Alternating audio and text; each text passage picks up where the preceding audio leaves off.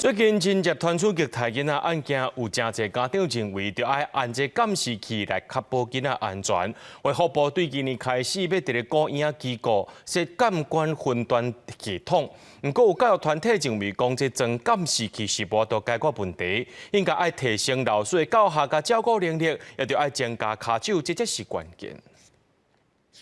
伫近台南某一间私立幼儿园的教保员有不当的管教行为，像安尼事件连续咧爆，家长拢要看电眼查真相。卫福部也对今年开始，针对托婴机构规划扩大来建监管分段系统。那台南市幼儿教育发展协会认为，老师甲家长的信任爱先建立好势，也有教育团体建议，家钱摕来增加老师的量能，参正向的管教能力，才是教育的根头。即卖老师甲 家长之间的信任已经无，所以无讲做希望讲老师在监视器下面的工作，会造成老师的一个情绪跟教学的品质。因为咱教育就是要教育囡仔，要来照顾囡仔，所以我感觉讲应该是爱修把好这老师的幼教师生比会当改善，因为这老师伫教学界照顾差不多10个囡仔，有当时啊囡仔阁是2岁到6岁，其实 老师的压力是足大的。虽然教育团体反对，台南市教育局今年嘛开始设教保服务机构自主风险的管理制度，因强调若发生违法，会要求一定爱装电眼。有民意代表发声，政府公立的幼儿园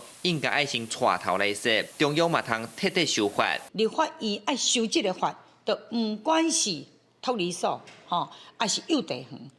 还是迄个照顾保姆的这，你拢是爱装监视器，才会当保护，嘛会当保护着老师啊。咱206间的这个公立幼儿园，全部伫公共的这个空间，佮加这个出入口，咱拢全部拢有装设这个监视录影系统啊。另外有72间这个公幼。